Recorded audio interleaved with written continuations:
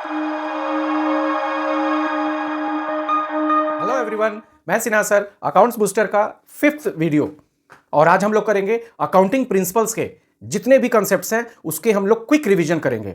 और you may be in relaxed mood कि आप रेस्ट कर रहे हो, मल्टीटास्किंग के तौर पे इन कंटेंट्स को आप लिसन करेंगे, not to spend your precious time because these days you are engaged in एक प्रिपरेशन ऑफ एग्जाम। तो आप अपने जैसे प्रिपरेशन कर रहे हैं वो करते रहो, उसमें से किसी टाइम को आपको यहां पे इन्वेस्ट करने की एक्स्ट्रा जरूरत नहीं है। When you are just having your lunch, when you are having your dinner, when you are relaxing a little bit, तब आप इसको प्ले करके कान में जाने दो और कंसेप्ट्स को रिवाइज हम लोग कर पाएंगे। ओके, तो शुरू करते हैं आज का video. First one is going concern principle. क्या है मीनिंग गोइंग कंसर्न प्रिंसिपल का? कहता है कि कोई भी बिजनेस जो स्टार्ट हुआ, ये एज्यूम किया जाएगा कि वो लॉन्ग टर्म तक कंटिन्यू करेगा। Any business which have been started will exist for a longer period of time, indefinite period of time. ठीक है ना? और यही वो एजम्पशन है, इसका जो ब्राइट पार्ट है कि इससे फायदे क्या होंगे। इस एजम्पशन को बनाने से यह फायदा होगा कि जो आउटसाइड पार्टीज हैं like bank, creditors, any outside parties will develop faith, trust on the business. तभी तो होगा। सोचने की चीज है कि कोई भी यदि मन में कल्पना आप करो कि किसी भी बिजनेस का कि वो स्टार्ट हुआ, लेकिन सुनने में आ रहा है, एक रूमर मार्केट में उठ गया कि वो अब बंद होने वाला है, तो कल्पना करो ना कि आप क्रेडिटर्स हो, क्या आप उस बिजनेस को क्रेडिट पे गुड्स देना चाहोगे? नो। आप बैंक हो, उस बिजनेस को आप लोन प्रोवाइड करने के लिए रेडी रहोगे? नो। सिंपल। तो ये एजम्पशन बनाना पड़ा कि ऐसे तो भाई बिजनेस मार्केट चलेगा नहीं, तो एजम्पशन बना लेते हैं कि नहीं नहीं नहीं, ये निगेटिव बातों को हम लोग साइड करते हैं और ये एज्यूम करते हैं that any business which have been started will last for an indefinite period of time. वो लंबे समय तक चलता जाएगा सो दैट कि जब ये धारणा मन में रहेगी तो कोई भी outside parties like bank, creditors और any others can have trust. अरे छोड़ो ना बैंक और क्रेडिटर्स, आपका इंप्लॉई आप पे फेथ ना करे, यदि मन में विश्वास आ गया कि मेरा जो प्रोप्राइटर है वो कब भाग जाए यहां वाइंड अप करके पता नहीं, समझ रहे हैं? तो जो आपके इंप्लॉइज तक हैं उनको भी आप पे ट्रस्ट नहीं होगा, वो रोज की दिहाड़ी मजदूर की तरह काम करेंगे, शाम में बोलेंगे दिहाड़ी मुझे आज का दे दीजिए, क्यों मालिक, कहीं आप रात में भाग ना जाएं। तो बोला ऐसे तो दुनिया चलेगी नहीं। तो फिर अकाउंटिंग प्रोफेशनल्स ने जो कंसेप्ट बनाया कि we all have to assume that any business will start will continue for a longer period of time. Clear है? Second accounting principle, consistency principle. इसमें कंसिस्टेंसी किस वर्ड से आया? कंसिस्टेंट। कंसिस्टेंट का मतलब क्या? लगातार। कोई भी बिजनेस में यह एज्यूम किया गया कि जो accounting techniques, accounting methods business ने एक बार यूज करना शुरू किया, फॉलो करना शुरू किया in accounting procedure, that should be consistently, लगातार यूज किया जाए कई वर्षों तक। कोई भी अकाउंटिंग टेक्निक्स, कोई भी accounting methods which have been started to be used in accounting procedure should be continued consistently for many years। अब सोचते हैं कि ऐसा रूल बनाने की जरूरत क्या आन पड़ी? बोला कि यदि ऐसा नहीं बनाया जाए तब तो फिर यदि आप बिजनेसमैन हो और आप अपना मनचाहा करते रहो कि आज इस साल है तो मैं ये मेथड अडॉप्ट करूं, अगले साल मैं दूसरा मेथड अडॉप्ट करूं, तो फिर ये आपकी मनमर्जी से होगा क्या कि you can't compare the results of 1 year with respect to other year. Practically सोचो कि यही प्रॉब्लम आएगी कि जब आप आए समय रूल बदलते रहोगे, methods, way of accounting procedure बदलते रहोगे, then how can you be able to compare?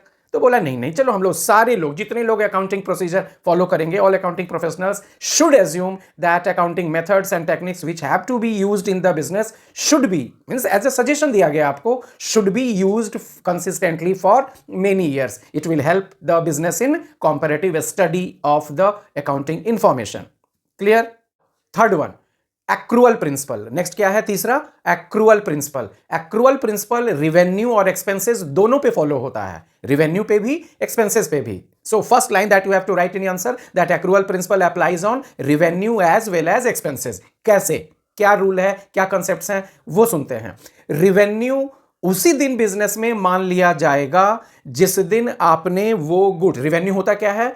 Amount received और receivable at the time of transferring of goods और सर्विसेज। आप अपने बिजनेस में जब भी गुड्स सेल करते हो या सर्विसेज प्रोवाइड करते हो, उससे मिल गया जो अमाउंट या मिल जाएगा, रिसीव्ड और रिसीवेबल, इन दोनों के सम टोटल अमाउंट को रेवेन्यू ऑफ द बिजनेस कहते हैं। ये हम लोगों ने पहले डिस्कस कर लिया है। अब क्या कह रहा है कि अकाउंट एक्रूअल प्रिंसिपल का कहना है कि रिवेन्यू बिजनेस में उसी दिन रिकॉर्ड कर लिया जाएगा, उसी दिन एज्यूम कर लिया जाएगा जिस दिन बिजनेस ने वो गुड्स नेक्स्ट कस्टमर को हैंड ओवर किया, सर्विसेज हैंड ओवर किया। गुड्स आपने बेचा या सर्विस प्रोवाइड किया, जिस दिन प्रोवाइड किया that will be the date of earning revenue for the business. भले ही वो पैसे लेकर आपने सेल किया या उधार में सेल किया, इट इज इमैटेरियल। सीधा सा कंसेप्ट है कि it is immaterial whether its amount have been received और नॉट। आपने गुड्स दे दिया, आपने सर्विसेज प्रोवाइड कर दिया, अमाउंट मिल गया, बहुत अच्छी बात है। ड्यू बेसिस पे भी सेल हुआ, even then you should say, you should enjoy. आपको खुश हो जाना है कि हां आपने आज सेल कर लिया, मींस ये खुशखबरी है। It is a matter of earning revenue for the business on the day on which the goods being provided to the customer, services being provided to the customer. पैसे मिलने नहीं मिलने से रेवेन्यू के अर्निंग का कोई ताल्लुक नहीं है। ठीक इसी तरह से सिमिलरली दूसरी तरफ से एक्सपेंसेस को देखा जाए। बोला कि आपने अपने बिजनेस के रेवेन्यू अर्निंग के लिए जो भी एक्सपेंस किया है, भले उसका पेमेंट किया या नहीं किया, देखो एक्सपेंस करना मतलब you have availed the return of that. बोलो सर ये लाइन नहीं समझ में आया। समझ लो, आपने कोई रूम किराए पे लिया बिजनेस करने के लिए, आपने किराया पे कर दिया लैंडलॉर्ड को, तो भी रेंट नाम का एक्सपेंस हुआ।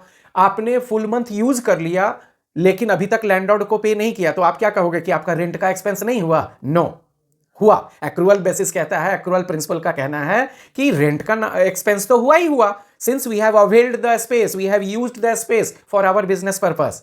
तो हमने फैसिलिटी अवेल कर लिया, means we should say, we should record in the books as if we have expended on the head rent. हमने स्टाफ से, वर्कर से काम करवा लिया, पे किया तो आप बोलोगे सैलरी लिखेंगे, पे नहीं किया तो सैलरी कैसे लिखें? लिखना पड़ेगा। आपने पे किया या नहीं किया, इससे एक्सपेंस के होने पे कोई मतलब नहीं है। तो इंग्लिश में क्या डेफिनेशन हम लोगों ने सीख रखा है? That as per accrual principle, expenses to be recorded in the books on the day in return its facility have been availed. उसका यूज आपने कब किया, उस पीरियड के लिए वो एक्सपेंस माना जाएगा। इट इज इमैटेरियल, इस बात में कोई मतलब नहीं whether its amount have been paid और नॉट। क्लियर हो गई? So accrual principle revenue expenses दोनों पे लागू होगा। ये लिखना है, revenue earning on the date of transfer of the goods, date of receipt of amount is immaterial for deciding being revenue. Similarly expenses के लिए एक्सपेंस उसी दिन मान लिया जाएगा जिस दिन हम लोगों ने उसका रिटर्न अवेल किया, अमाउंट पे किया या नहीं, इससे कोई मतलब नहीं। Business entity principle, business entity principle क्या कहता है? कुछ ऐसे रूल्स बनाने पड़ गए कि बिजनेस के जो भी मैटर्स होंगे वो बिजनेस के अकाउंटिंग बुक्स में रिकॉर्ड होंगे, और उसी बिजनेस का जो ऑनर है, प्रोपराइटर, वो अपने घर पे भी अकाउंटिंग रखना चाहे तो रखे, but there must be separate set of books maintained by the proprietor at his home and separate set of books to be maintained in the business. Business की सारी बातें बिजनेस के बुक्स में रिकॉर्ड होगी, बिजनेस के point of view से record होगी। वो यदि चाहे तो अपने रेजिडेंशियल अकाउंटिंग बुक्स में अपने घर के नजरिए से एंट्री कर सकता है। So business entity principle proprietor और प्रोपराइटर के बिजनेस को बिल्कुल सेपरेट एंटिटी में ट्रीट करता है। सीधा सा प्रिंसिपल ये कहना कि proprietor according to business entity principle, क्या जीस्ट हम लोग पकड़ेंगे कि as per business entity principle, proprietor and proprietor's business are two separate entities. Proprietor की इज्जत अकाउंटेंट बहुत करता है, बोलता है मैं आपकी बहुत इज्जत करता हूं मालिक, लेकिन बिजनेस का मैं अकाउंटेंट हूं, मैं इसके नजरिए से बुक्स में अकाउंटिंग करूंगा। और इस लाइन का मतलब आप समझ लीजिए मालिक मेरे, कि आप भी यदि बिजनेस से कोई अपने पर्सनल यूज का कुछ भी काउंटर से रखा कैश ले जाएं या यहां का गुड्स ले जाएं, यहां का कोई एसेट ले जाएं, it will be deducted from your capital, be aware. यही वो प्रिंसिपल है जिसके वजह से ड्रॉइंग की रिकॉर्डिंग अकाउंटिंग बुक्स में होती है। सोचो ना कि यदि ये बिजनेस एंटिटी प्रिंसिपल नहीं बनाया जाता, तब तो प्रोपराइटर जब मन तब करे अपने बिजनेस को अपना समझते हुए काउंटर से कैश निकाल के घर ले जाए। जो गुड्स का परचेस सेल हो रहा है वो गुड्स उसके घर पे भी इस्तेमाल हो रहा है, उसकी बेगम ने कहा तो वो गुड्स निकाल के घर ले जाए। तो बोला कि ऐसे तो नहीं चलेगा। तो अकाउंटिंग प्रोफेशनल्स ने एक रूल बना दिया कि नहीं भाई, प्रोपराइटर अलग है, प्रोपराइटर का बिजनेस अलग है। We are learning accounting from not from proprietor's point of view, we are learning accounting from business accounting view. हम लोग बिजनेस के अकाउंटेंट बन के अकाउंटिंग बुक्स में रिकॉर्ड करेंगे। मालिक ने जो यहां से निकाला है, यूज किया है, उसकी भी पाई पाई का हिसाब रखा जाएगा। मालिक को समझा दिया गया, मालिक आप नाराज नहीं होंगे, तभी तो पूरी अकाउंटिंग एक्यूरेट रह पाएगी। नहीं तो आप जब मन तब कैश निकाल के ले जाएंगे, फिर मेरे से टोटल कैश का हिसाब चाहेंगे। तो अकाउंटेंट बोला मैं तो फंस जाऊंगा, आप तो मेरे पे चोरी का इल्जाम लगाएंगे, गुड्स की काउंटिंग घट जाएगी, शॉप में आप ले गए, आपके घर वाले ले गए, और यहां मैं यदि उसको ड्राइंग ना लिख के रखूं तब तो फिर मैं फंसूंगा। तो बोला ऐसे नहीं, यही एक रूल बना दिया गया कि हम लोग जैसे कस्टमर को सेल करते हैं, even if you are proprietor, आप अपने घर वालों को भी बता दीजिए कि यहां शॉप में आए तो एज अ कस्टमर अमाउंट देकर जाएं, अदरवाइज हम लोग उसको ड्राइंग के नाम से लिख लेंगे और आपके कैपिटल का जब फाइनल सेटलमेंट होगा उसमें से हम लोग ईयर एंड पे कैलकुलेशन में डिडक्शन दिखाएंगे। ठीक है ना। तो बिजनेस एंटिटी प्रिंसिपल का जो थंब लाइन है, मेन लाइन है, वो क्या कि according to business entity principle, proprietor and his business are two separate entities, वो सेपरेट यूनिट्स हैं। Clear. Now fifth one, money measurement principle. क्या है, इसके तो नाम में ही आवाज आ रही है मीनिंग की। बोलता है according to money measurement principle only those business transactions are to be recorded in the books which can be expressed in terms of money. केवल वो बिजनेस ट्रांजैक्शंस अकाउंटिंग बुक्स में रिकॉर्ड किए जाएंगे जिनको मनी के फॉर्म पे express करना संभव हो, विच can be expressed in terms of money. Simple. तो आप बोलोगे तो सारे ट्रांजैक्शंस तो मनी के, नहीं, सारे ट्रांजैक्शंस मनी के फॉर्म पे एक्सप्रेस नहीं हो सकते। बोला कि आपके बिजनेस से रिलेटेड कई ऐसे इंफॉर्मेशन हैं जो कि है तो काफी important, they are many much more important, but if they are not possible to be expressed in terms of money, वो इंपॉर्टेंट होने के बाद भी यदि मनी के फॉर्म पे एक्सप्रेस ना होना संभव हो तो वो अकाउंटिंग बुक्स में रिकॉर्ड नहीं होगा। इसको हम लोग एक उदाहरण से देखते हैं, सोचते हैं, डिस्कस करते हैं। Customers satisfaction. आप बिजनेस कर रहे हैं, आपके कस्टमर्स हैं, आप उनको अच्छी सर्विस दे रहे हैं, अच्छे गुड्स प्रोवाइड कर रहे हैं। Now you want to take a review from the customers कि how much satisfied they are. आप उनसे पूछ रहे हो कि आप कितने सेटिस्फाइड हो। अब सोचो इस क्वेश्चन का वो मॉनेटरी फॉर्म पे क्या जवाब दे पाएगा? Is it possible? नो। बस वो ये फील अपना बता सकता है, चेहरे के एक्सप्रेशन से बता सकता है, मैं तो बहुत सेटिस्फाइड हूं, या नहीं मैं आपसे सेटिस्फाइड नहीं हूं, आपका गुड्स अच्छा नहीं है, देखते जाओ फेस अपीयरेंस। यही हो सकता है ना। मैं उससे क्वेश्चन करूं कि नहीं नहीं, just you express your feeling in terms of amount, कितने रुपए का सेटिस्फाइड हो? तो बोलेगा पागल है क्या, satisfaction level can not be expressed in terms of money. बात समझ में आ रही है? तो क्या ये कस्टमर सेटिस्फैक्शन मुझे जानना अपने बिजनेस का और बुक्स में रिकॉर्ड करने की इच्छा हो रही है ना? It is important for the business, क्योंकि वो जैसे ही मैं जानूंगा तो आगे मैं और बेटरमेंट पे काम करूंगा। If there is any lag तो मैं उस पर काम करूं और अपने कस्टमर्स को और ज्यादा सेटिस्फाई करूं। So businessman is eager to know this fact, want to know and record in the books also, लेकिन नहीं कर सकता रिकॉर्ड। क्यों? क्योंकि it can not be expressed in terms of money. तो मनी मेजरमेंट प्रिंसिपल का यही जोर देकर कहना है कि जो बिजनेस ट्रांजैक्शन मनी के फॉर्म पे एक्सप्रेस हो पाएगा वो बुक्स में रिकॉर्ड होगा, और जो बिजनेस ट्रांजैक्शन मनी के फॉर्म पे रिकॉर्ड नहीं होगा उसे बिजनेस अकाउंटिंग बुक्स में रिकॉर्ड नहीं करना है, चाहे वो जितना भी इंपॉर्टेंट क्यों ना हो। Clear? Now next one is accounting period principle. अब हम लोगों ने जो पहला अकाउंटिंग प्रिंसिपल डिस्कस किया, गोइंग कंसर्न प्रिंसिपल, क्या है उसका कहना कि कोई भी बिजनेस जो स्टार्ट हुआ वो एज्यूम किया जाएगा कि लंबे समय तक चलता जाएगा। बहुत अच्छी नियम बना दिया, सारे लोग फॉलो कर रहे हैं हम लोग। बोला कि अब सोचो, अब इसका एक दूसरा इंपैक्ट क्या पड़ा कि जब बिजनेस रुकेगा ही नहीं, स्टार्ट हुआ, चलता जाएगा, तो हम लोग पता कैसे करेंगे कि प्रॉफिट हुआ या लॉस हुआ? बिकॉज 365 डेज के बाद फिर अगले दिन न्यू ईयर स्टार्ट हुआ, उस दिन फिर से काम तो हो रहा है, रोज शटर उठ रहा है, कस्टमर्स आ रहे हैं, मैं बेचकर शाम में दुकान बढ़ा के जा रहा हूं। तो फिर ये कभी कारोबार रुके तब ना मैं देखूं कि मैंने इतना कैपिटल लगाया था, प्रोजेक्ट एंड हो गया तो अब मेरे पास इतना कैपिटल बचा, तो अच्छा इतना इंक्रीज है, तो मैं कह सकता हूं अपने आप को, अपने कलीग्स को, अपने फ्रेंड्स को कि मैंने इतना कमाया है ना। तो बोल रहा है कि एक तो गोइंग कंसर्न प्रिंसिपल ने ये दे दिया इंस्ट्रक्शन कि एज्यूम करो और यही फॉलो भी करो कि कोई बिजनेस जो स्टार्ट हुआ वो लंबे समय तक चलता जाएगा। तो for profit calculation there is some problem. तो फिर नया रूल आया, नया कंसेप्ट ये लेकर आए अकाउंटिंग पीरियड प्रिंसिपल कि आप बिजनेस को चलने दो। गोइंग कंसर्न प्रिंसिपल कह रहा है बिजनेस के चलने दो। प्रॉफिट जानना चाहते हो after regular period of time, बहुत आसान है। उस बिजनेस के जो टाइम पीरियड है वो बिजनेस के कारोबार को आप अकाउंटिंग पॉइंट ऑफ व्यू से टाइम इंटरवल में स्लाइसिंग कर दो। उसका जितना भी ड्यूरेशन है, वो 4 साल से चलता आ रहा, 5 साल से चलता आ रहा, 10 साल 100 साल चल रहा, चलने दो, मत रोको। बट उसके जो टाइम पीरियड है, लेट्स स्लाइस मींस डिवाइड कर देते हैं in an equal interval of time.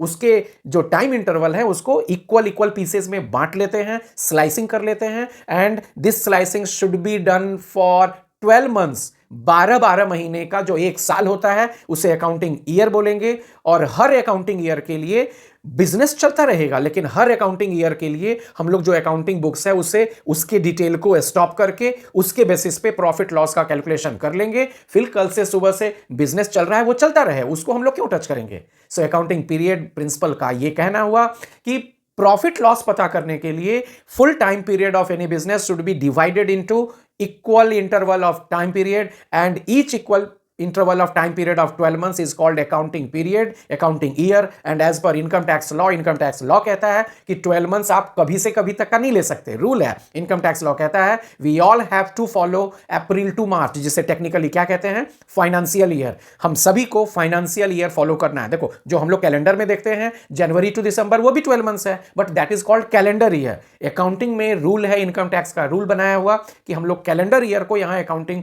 Year नहीं लेंगे। We have to follow financial year, means April of 1 year. Suppose we are taking example April 2024 से जो फाइनेंशियल ईयर स्टार्ट हुआ वो नेक्स्ट ईयर में मार्च 31 तक चलता जाएगा। सिंपल है। इस 12 मंथ्स का जो रेवेन्यू है, एक्सपेंसेस है, इसको कंपेयर करके हम लोग फाइनेंशियल प्रॉफिटेबिलिटी अनाउंस करेंगे, डिक्लेयर करेंगे। और जो भी इस ड्यूरेशन के अप्रैल टू मार्च तक का जो 12 मंथ्स के एंड पे पोजीशन है उससे हम लोग financial position means balance sheet show करेंगे। सिंपल तो है।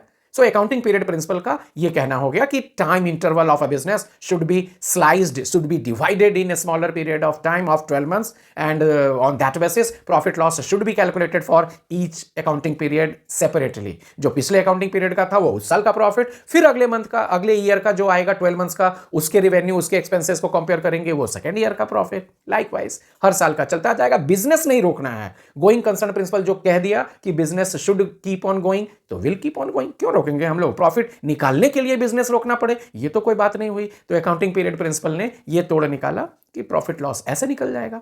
Clear? Next principle, full disclosure principle. यहां भी नाम में ही मीनिंग आ रहा है। फुल डिस्क्लोजर प्रिंसिपल का कहना है कि आपके बिजनेस से रिलेटेड जितने भी फैक्ट्स हैं, जितने भी इंफॉर्मेशन हैं, that should be recorded completely, fully. इसीलिए तो नाम दिया है फुल डिस्क्लोज। डिस्क्लोज करना मतलब क्या? शो करना। Have to fully shown in the books, have to be fully recorded in the books. एक ही थीम लाइन है इसका। According to full disclosure principle, all information related to business activities must be recorded in the books. जितनी भी जानकारियां आपके business से related है, जो भी वाइटल है यूजर्स के लिए, वो सब बुक्स में रिकॉर्ड करने हैं, फुल्ली डिस्क्लोज करने हैं। क्लियर? मैटेरियलिटी प्रिंसिपल, अभी हम लोगों ने पिछला सुना, पिछला देखा। फुल डिस्क्लोजर प्रिंसिपल वो क्या कह रहा है? बिजनेस से रिलेटेड जितने भी इंफॉर्मेशन है सब रिकॉर्ड करो। उसकी बातों को हम लोग फॉलो कर ही रहे हैं। ये लीजिए मैटेरियलिटी प्रिंसिपल दूसरा, उसमें आके हल्का सा, जिसको नहीं बोलते हैं कि थोड़ा सा भांजी मार दिया। क्या कहता है इसका कंसेप्ट? पहला ही ब्लेम लगाया। बुक्स में ये लाइन ऑफिशियली लिखा हुआ है और आपको ये मार्क करना है एग्जाम में एकदम कि materiality principle is an exception. Exception means against. इसकी बातें थोड़ी अगेंस्ट है उस फुल डिस्क्लोजर प्रिंसिपल के। फुल डिस्क्लोजर प्रिंसिपल कह रहा है सारे इंफॉर्मेशन रिकॉर्ड करो। मैटेरियलिटी प्रिंसिपल कह रहा है कि सारे इंफॉर्मेशन रिकॉर्ड करोगे तो आपका जो बुक ऑफ अकाउंट्स है वो बेवजह ओवरबर्डेन्ड हो जाएगा, बहुत वास्ट हो जाएगा। इतना भी दकियानुसी मत बनो। तो बोले यार वो कह रहा है पूरा रिकॉर्ड करो, आप कह रहे हो पूरा रिकॉर्ड ना करो, ओवरबर्डन से बचो, तो ऐसे करें क्या? आपका कहना क्या है वो तो क्लियर करो। तो मैटेरियलिटी प्रिंसिपल कहता है कि आप अपने बिजनेस अकाउंटिंग इंफॉर्मेशन रिकॉर्ड करो, बट केवल रिलेवेंट इंफॉर्मेशन रिकॉर्ड करो। यदि आपके बिजनेस से जुड़ी हुई कोई भी इररिलेवेंट मैटर है जो कि यूजर्स को अभी नहीं जरूरत है, that should not be captured and should not be presented to the users. इस मामले में ये एक्सेप्शन है। ऐसा ये नहीं कह रहा कि आप अपने बिजनेस के फैक्ट्स ना लिखो। बोला कि लेकिन यूजर्स की नीड तो देखो। Your presentation of accounting information to the users of accounting must be as per need of the users. कोई भी इररिलेवेंट इंफॉर्मेशन उसे दोगे तो वो तो झल्ला जाएगा कि मैंने ये कहां मांगा था, मैं जो मांग रहा हूं वो तो मुझे दो केवल। आई वांट, सपोज मैंने एक एग्जांपल से इसको देखते हैं। Suppose your proprietor has asked you, your accountant, कि भाई मुझे बिजनेस का प्रॉफिट कितना हुआ इस साल का वो बताओ। अब उस प्रोप्राइटर को अभी फिलहाल एट रैंडम नीड है प्रॉफिट्स वैल्यू की, और आप अपने उस पूरे ऑर्गेनाइजेशन का सारी बैक हिस्ट्री बताने लगो। इतने मेल इंप्लॉइज, इतने फीमेल इंप्लॉइज, इतना गुड्स हमने परचेस किया, माल बता। तो देखो आप तो ईमानदार, आप फुल डिटेल बता ही रहे हो। तो गलती कहां है? गलती यह है कि प्रोप्राइटर झल्ला रहा है कि यार ठीक है, जब मैं डिटेल ये मांगूंगा, फुल्ली डिस्क्लोज करने बोलूंगा तो आप मुझे ये बताना, but at this moment I am in need of just profit, so why not you are just giving me the accurate amount of profit only। बाकी बातें अभी रिलेवेंट अभी के लिए नहीं है उस यूजर को। तो ये कहना है मेटरलिटी प्रिंसिपल का कि कोई भी इरेलेवेंट इंफॉर्मेशन है that not should be shown in the books, it should be merged. अब स्टेशनरी खरीदते हैं, सोचो ना, देखो ना कितने एग्जांपल्स हैं, हम सभी फॉलो करते हैं। स्टेशनरी में छोटे छोटे आइटम्स हम लोगों को बिजनेस में यूज करने पड़ते हैं। इरेजर्स खरीदे, पेंसिल यूज होता, स्टेपलर यूज होता है, स्टेपलर पिन यूज होता, गम यूज होता, पेन यूज होता। कभी हम लोग देखो, है तो बिजनेस से जुड़ी बात है, we have paid, it is an expense, तो हम लोगों को तो उसको फिर pen account, eraser account, gum account लिखना चाहिए था। बोला यार इतने दकियानुसी बनोगे तब तो बुक ऑफ अकाउंट्स बहुत डिटेल हो जाएगा। ऐसा नहीं करते। All these facts should be clubbed, should be merged. ऐसे छोटे छोटे जो भी इंफॉर्मेशन है उनको मर्ज करके, कंबाइन करके एक टर्म निकाल दिया, stationery. And all these expenses paid on gum, eraser, scale, pen, pencil, stapler, stapler pin will be recorded only as one name. हमने उनमें से कुछ भी खरीदा, स्टेशनरी अकाउंट। आई बात समझ में? मेटरलिटी प्रिंसिपल ये कह रहा है, ये पूरी तरह से फुल डिस्क्लोजर प्रिंसिपल को काट नहीं रहा कि इंफॉर्मेशन मत रिकॉर्ड करो, करो, थोड़ा सा चालाकी यहां पे रखो कि अननेसेसरी इंफॉर्मेशन, इररिलेवेंट इंफॉर्मेशन को फुल्ली डिस्क्लोज करने की जरूरत नहीं है। They should be merged and when it will be demanded we should zoom that, we should express in annexure that. Now conservatism principle बहुत इंपॉर्टेंट, और इसका दूसरा निकनेम क्या? Prudence principle. तो either you say conservative principle और prudence principle, meaning तो same है। क्या कहना है इसका? ये प्रिंसिपल कहता है कि बिजनेस में होने वाले, फ्यूचर में होने वाले किसी लॉस का आपको आभास हो गया, if you are anticipating, anticipation मतलब क्या? फीलिंग इन फ्यूचर, भविष्य में होने का कोई लॉस होने का आपको एंटिसिपेशन हो रहा, प्रेडिक्शन कर रहे हैं आप, it must be recorded in the books of accounts. उसे बुक्स में रिकॉर्ड करना है। लेकिन दूसरी तरफ इफ यू आर एंटिसिपेटिंग, आप एज्यूम कर रहे हैं, आप एक्सपेक्ट कर रहे हो, आप फोरकास्ट कर रहे हो that in future you are going to earn something, आप तब तक बुक्स में रिकॉर्ड उस अर्निंग को मत दिखाओ जब तक असलियत में वो आपकी अर्निंग ना हो जाए। This is the main theme line. English में एक ही थीम लाइन इसका देना है एग्जाम में कि according to conservative principle all anticipated losses are to be recorded in the books of accounts, whereas any anticipated profits must not be recorded in the books of accounts. भविष्य में किसी profit के होने का आभास है, अभी मत रिकॉर्ड करो, इंतजार कर लो, प्रॉफिट हो जाने दो फिर लिखना। लेकिन लॉस में रुकने नहीं बोल रहा है। लॉस में बोल रहा है कि भविष्य में यदि किसी लॉस के होने का आपको खतरा है, मन आपका कह रहा है, तो आज ही आप उसके लिए प्रोविजन करके रख दो। You should treat it as an expense in the business. अब इसकी के वजह से हम लोग क्या क्या फॉलो करते हैं अपने अकाउंटिंग प्रोसीजर में, वो आप वॉच करो। क्लोजिंग स्टॉक, आप सबने देखा फुल अकाउंटिंग प्रेजेंटेशन में कि closing stock is valued at cost price और market price, whichever is less. उन दोनों में से जो छोटा होता है उस पर रिकॉर्ड करते हैं। क्यों ऐसा रूल बना? कौन जवाबदेह है? यही कंजर्वेटिज्म प्रिंसिपल जवाबदेह है। क्योंकि जो कार्टन अभी शॉप में पड़ा हुआ है, आज हम शटर डाउन करके दुकान बढ़ा के जा रहे हैं, अभी वो बिका तो नहीं है, उस पर स्टिकर चिपका हुआ है 10,000 का, बट हम लोग तो खरीदे हैं 8,000 में। तो यदि अभी हम, आज सपोज 31 मार्च है और वो बचे हुए कार्टन, एक ही कार्टन का एग्जांपल लो, आप उसी से थीम समझ जाओगे, उस कार्टन का हम लोग क्लोजिंग स्टॉक वैल्यू 10,000 लिखें, मतलब वो जो 8,000 के ऊपर वाला 2,000 है प्रॉफिट, हम लोगों ने तो मान लिया कि प्रॉफिट हमने कमा लिया। बट क्या ये जरूरी है? आप बोलोगे क्यों नहीं कमाया? अभी ना है सर दुकान में, कल सुबह दुकान खुलेगा, कस्टमर आएंगे, मैं बेच के कमा लूंगा। अभी रात बाकी है ना, क्या मालूम चूहे कुतर जाए, क्या मालूम चोरी हो जाए। अभी से आप कैसे फ्यूचर देख रहे हो कि कमाई हो ही गई? अभी मत खुशियां मनाओ, अभी 8,000 का ही उस कार्टन को लो, अभी वो 2,000 जो प्रॉफिट है, शुड इग्नोर दैट। जब बिक जाएगा तो वो अगला सेशन में जाएगा, क्या फर्क पड़ता है? कल बिकेगा, कल 1 अप्रैल, नेक्स्ट अकाउंटिंग ईयर में उसकी अकाउंटिंग दिखेगी, बट आपकी प्रॉफिट उस समय जायज होगी। आज उसके लिए खुशी मनाना, 2,000 का प्रॉफिट मानना इस ईयर के अकाउंटिंग के लिए गलत बात है। तो कंजर्वेटिव प्रिंसिपल कहता है closing stock is always valued at cost price और market price, whichever is less. जो दोनों में छोटा, जो कि ज्यादातर कॉस्ट प्राइस छोटा होता है तो हम लोग उसको ले लेते हैं। हाँ, यदि मार्केट प्राइस अनफॉर्चुनेटली कम हुआ कॉस्ट प्राइस से भी, तो the lesser one will be taken. एक एग्जांपल। दूसरा कंजर्वेटिव प्रिंसिपल का जो दूसरा, जो हम लोग फ्रीक्वेंटली यूज करते हैं बिजनेस में, provision for bad debt. Provision for bad debt business में क्यों रिकॉर्ड होता है? बैड डेट का मतलब डूब गया, कोई भी उधार जो डूब गया। बोल रहा है अभी डूबा नहीं है। आप यदि क्रेडिट में सेल कर रहे हो तो एक बिजनेस एथिक्स है कि आपको सलाह दी जाती है कि भविष्य में कहीं डूब न जाए, इस बात के लिए आप अपने को मेंटली प्रिपेयर कर लीजिए।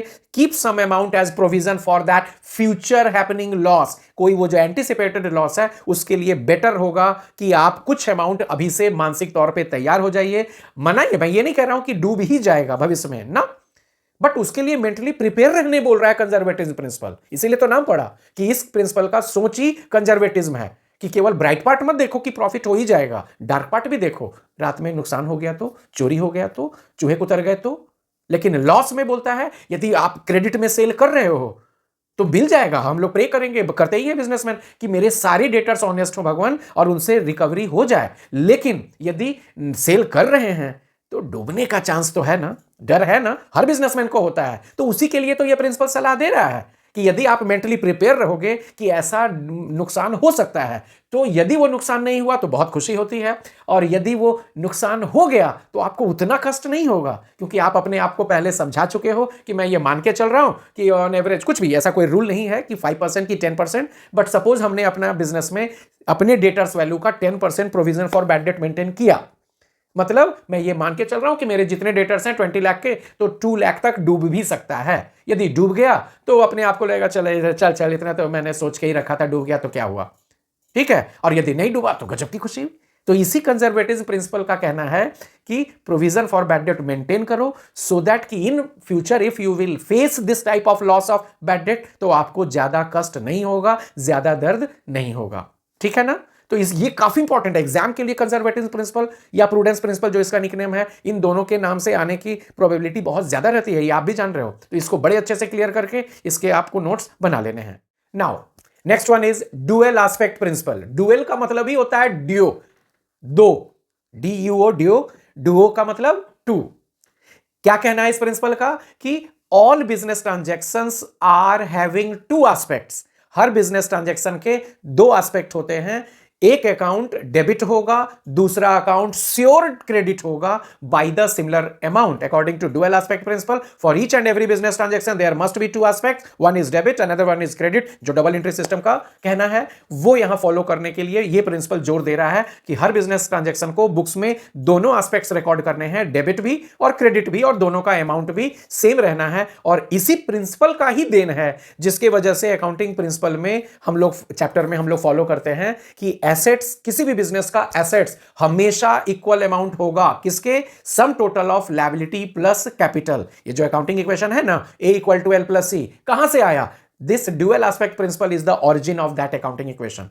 इसी का वो जन्म दिया हुआ है कि ऑलवेज एसेट्स का sum total will be equal to sum total of amount of liabilities plus capital. दूसरी तरफ दूसरा एग्जांपल जहां डुअल एस्पेक्ट प्रिंसिपल हम लोग फॉलो करते हैं, बैलेंस शीट हमेशा टैली करता है ना। Both sides of balance sheet, assets total and liabilities total are always tallied. किसका देन है? डुअल एस्पेक्ट प्रिंसिपल का ही देन है कि सारे डेबिट सारे क्रेडिट्स यदि फुल्ली रिकॉर्ड होंगे, सही रिकॉर्ड होंगे, तो कंफर्म है उस बिजनेस का बैलेंस शीट जरूर टैली करेगा। One is revenue recognition principle. Revenue बात हो गई कि द अमाउंट रिसीव्ड और रिसीवेबल ऑन सेलिंग गुड्स और by providing services. Revenue word पहले से क्लियर है। रिकॉग्नाइज करना मतलब ट्रीट करना, एज्यूम करना, बुक्स में रिकॉर्ड करना। इसका हम लोगों ने ऑलरेडी डिस्कस किया है अकाउंट एक्रूअल प्रिंसिपल में, थर्ड प्रिंसिपल में। You go back and see, check the principle concept there. वहां हम लोगों ने रिवेन्यू और एक्सपेंस दोनों पे वो प्रिंसिपल कंट्रोल करता है रूल। वही जो रिवेन्यू का वहां कंसेप्ट था ना, उसी को यहां पे रिवेन्यू रिकॉग्निशन प्रिंसिपल में केवल रिवेन्यू पे स्ट्रेसफुली बता रहा है कि कोई भी बिजनेस का रिवेन्यू उसी दिन रिकॉग्नाइज कर लिया जाता है, उसी दिन रिकॉग्नाइज करना है, बुक्स में रिकॉर्ड करना है जिस दिन पे कस्टमर को गुड्स सेल किया गया, जिस दिन पे कस्टमर को सर्विसेज प्रोवाइड किया गया। It is immaterial whether its amount have been received from customers और नॉट। मिल गया तो भी रेवेन्यू है उसी सेल के डेट पे, नहीं भी मिला, आज उधार भी है तो भी रेवेन्यू है उसी सेल के डेट पे। क्लियर है? तो नाम में ही आंसर है रिवेन्यू रिकॉग्निशन प्रिंसिपल। अब मन में एक क्वेश्चन तो आएगा कि सर ये कंसेप्ट तो हम लोगों ने एक्रूअल प्रिंसिपल में कर लिया, तो रिवेन्यू रिकॉग्निशन में प्रिंसिपल वही चीज रिपीट है, तो हम लोग एग्जाम में करेंगे क्या? सीधी सी बात, एक्रूअल प्रिंसिपल जब आपको आएगा तो आपको, जैसा कि एक्रूअल प्रिंसिपल का कंसेप्ट है कि it controls, it gives rule on revenue as well as expenses both. Accrual principle आएगा तो आपको रेवेन्यू के भी ये कंसेप्ट लिखने हैं और एक्सपेंसेस के भी लिखने हैं। और रेवेन्यू रिकॉग्निशन में भले ही वही फर्स्ट पैराग्राफ उस एक्रूअल प्रिंसिपल का ही है, same concept should be given here. यहां पे केवल रेवेन्यू, तो केवल रेवेन्यू का जब रूल बताएंगे रेवेन्यू रिकॉग्निशन प्रिंसिपल में, और जब रेवेन्यू और एक्सपेंसेस दोनों के रूल्स बताएंगे वो हो गया एक्रूअल प्रिंसिपल। क्लियर है? इस तरह से आप अपने आंसर को डिस्क्रिमिनेट करेंगे। Okay, next one is verifiability principal.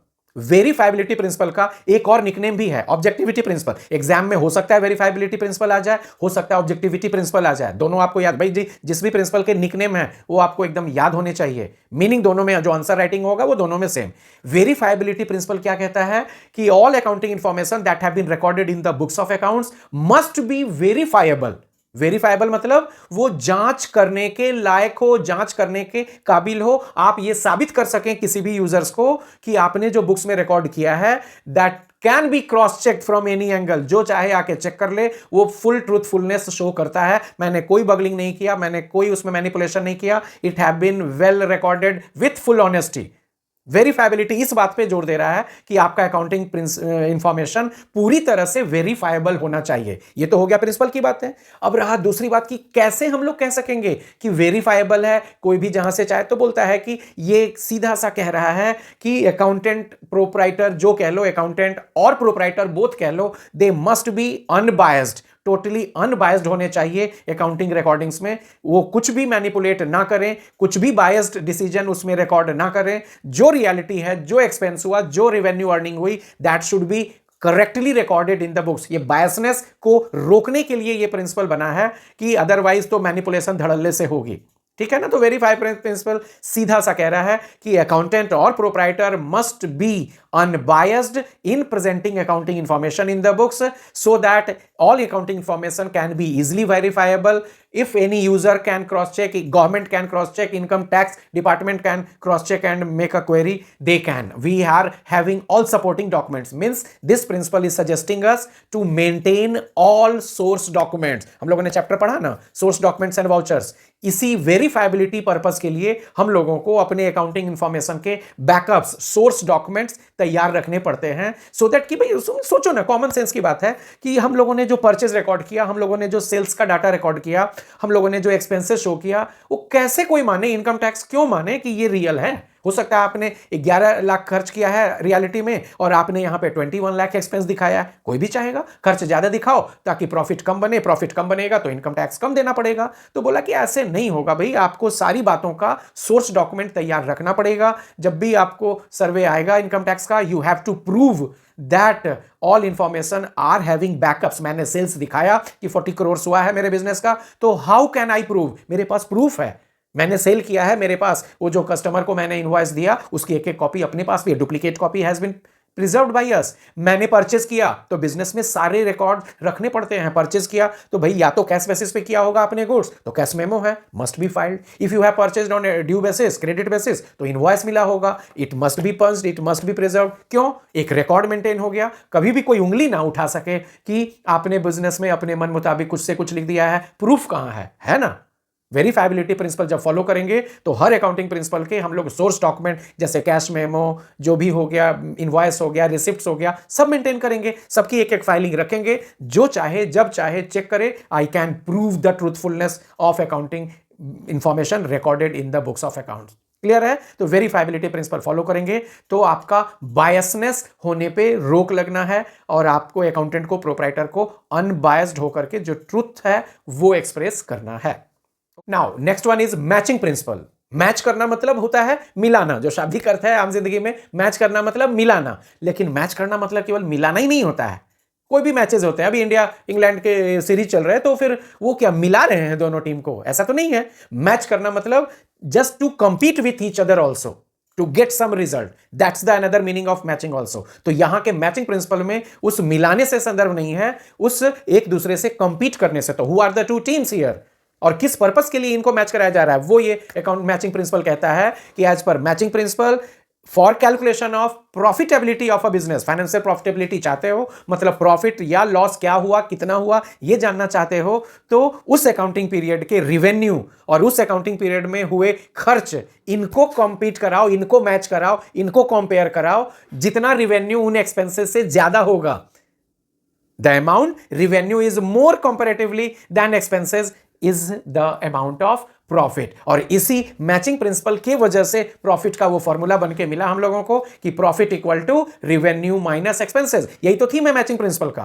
कि for calculation of profit we should compare revenue and expenses, and if revenue is more it gives the result as profit, and just vice versa if expenses is more of your business in any accounting period, expenses revenue से बड़ा है तो loss आएगा। तो उन दोनों में match कराया गया तब तो, उन दोनों में कंपीट कराया गया तब तो। Who are the two faces? Revenue of the business, expenses of the business. Condition supply must be of the same accounting period. जिस अकाउंटिंग पीरियड की बात कर रहे हो सेम अकाउंटिंग पीरियड का रेवेन्यू का डिटेल डिराइव कर लो, एक्सपेंसेस के डिटेल डिराइव कर लो, just subtract them, you will get the value of profit और लॉस। तो मैचिंग प्रिंसिपल भी समझ में आ गया।